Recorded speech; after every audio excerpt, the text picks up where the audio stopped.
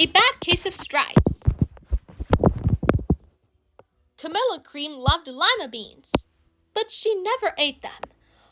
All of her friends hated lima beans, and she wanted to fit in. Camilla was always worried about what other people thought of her.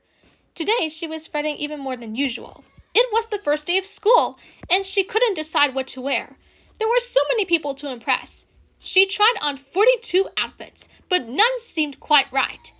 She put on a pretty red dress and looked in the mirror. Then she screamed.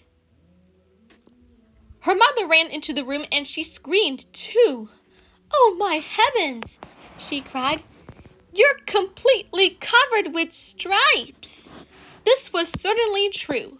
Camilla was striped from head to toe. She looked like a rainbow. Mrs. Cream felt Camilla's forehead. "Do you feel all right?" she asked. "I feel fine," Camilla answered, "but just look at me." "You get back in bed this instant," her mother ordered. "You're not going to school today." Camilla was relieved. She didn't want to miss the first day of school, but she was afraid of what the other kids would say, and she had no idea what to wear with those crazy stripes. That afternoon, Dr. Bumble came to examine Camilla. "Most extraordinary," he exclaimed. "I've never seen anything like it. Are you having any coughing, sneezing, runny nose, aches, pains, chills, hot flashes, dizziness, drowsiness, shortness of breath, or uncontrollable twitching?" "No," Camilla told him. "I feel fine." "Well then," Dr. Bumble said, turning to Mrs. Cream, "I don't see any reason why she shouldn't go to school tomorrow. Here's some ointment that should help clear up those stripes in a few days. If it doesn't, you know where to reach me."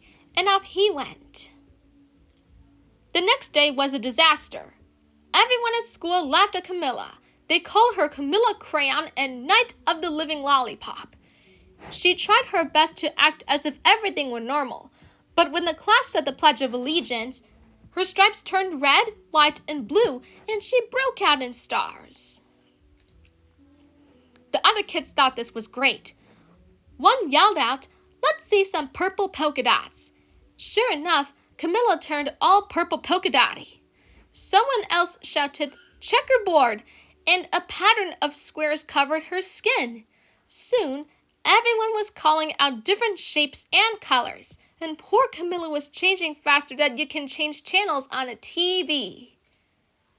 That night, Mr. Harms, the school principal, called. "I'm sorry, Mrs. Cream," he said. "I'm going to have to ask you to keep Camilla home from school. She's just too much of a distraction, and I've been getting calls from the other planets. They're afraid those stripes may be contagious."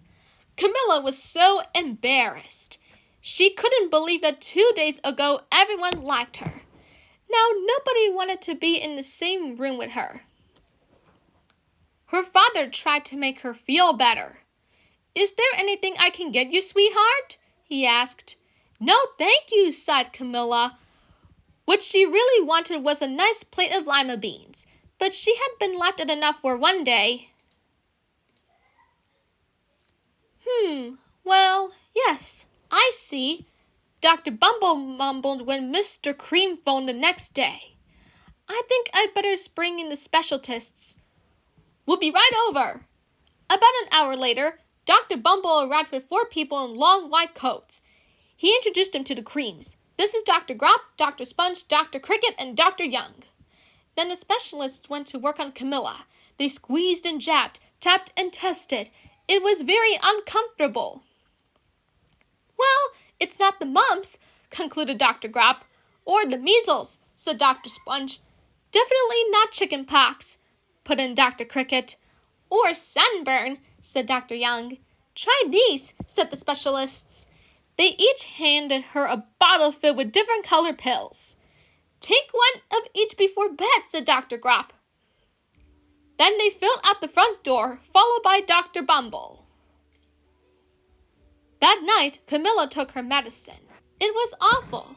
When she woke up the next morning, she did feel different, but when she got dressed, her clothes didn't fit right. She looked in the mirror, and then staring back at her was a giant, multicolored pill with her face on it. Dr. Bumble rushed over as soon as Mrs. Cream called. But this time, instead of the specialists, he brought the experts. Dr. Gord and Mr. Mellon were the finest scientific minds in the land. Once again, Camilla was poked and prodded, looked at and listened to. The experts wrote down lots of numbers. Then they huddled together and whispered. Dr. Gord finally spoke. It might be a virus, he announced with authority. Suddenly, fuzzy little virus balls appeared all over Camilla.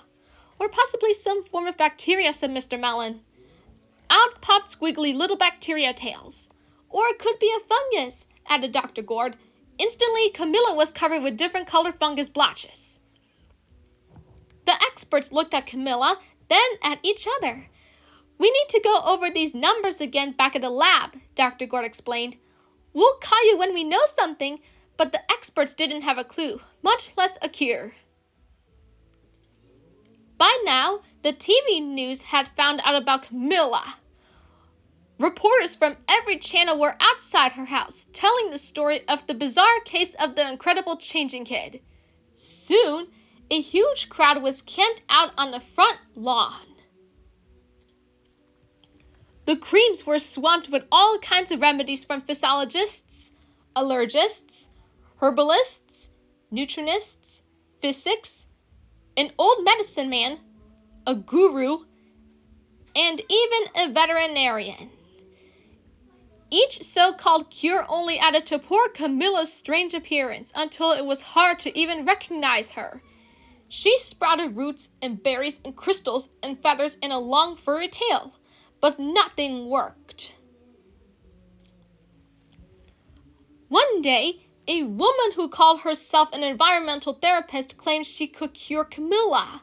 Close your eyes, she said. Breathe deeply and become one with your room. I wish you hadn't had that, Camilla groaned. Slowly, she started to melt into the walls of her room. Her bed became her mouth. Her nose was a dresser, and 2 paintings were her eyes. The therapist screamed and ran from the house. What are we going to do? Cried Mrs. Cream. It just keeps getting worse and worse. She began to sob.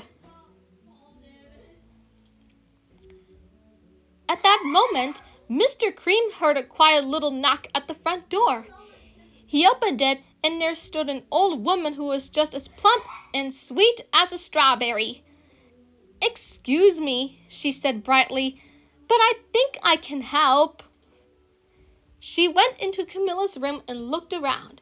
My goodness, she said with a shake of her head. What we have here is a bad case of stripes. One of the worst I've ever seen. She pulled a container of small green beans from her bag. Here, she said, these might do the trick. Are those magic beans? Asked Mrs. Cream. Oh my, no, replied the kind old woman. There's no such thing. These are just plain old lima beans. I bet you'd like some, wouldn't you?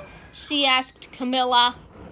Camilla wanted a big heaping plateful of lima beans more than just about anything, but she was still afraid to admit it. Yuck, she said. No one likes lima beans, especially me.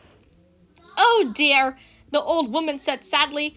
I guess I was wrong about you. She put the beans back in her bag and started toward the door.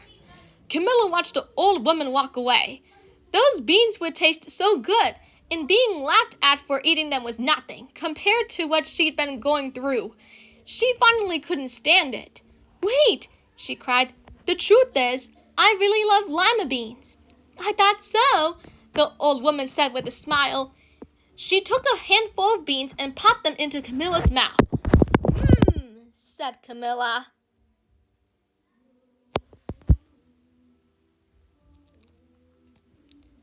Suddenly, the branches, feathers, and squiggly tails began to disappear. Then the whole room swirled around. When it stopped, there stood Camilla, and everything was back to normal. I'm cured, she shouted. Yes, said the old woman. I knew the real you was in there somewhere. She patted Camilla on the head. Then she went outside and vanished into the crowd. Afterward, Camilla wasn't quite the same. Some of the kids at school said she was weird, but she didn't care a bit. She ate all the lima beans she wanted, and she never had even a touch of stripes again.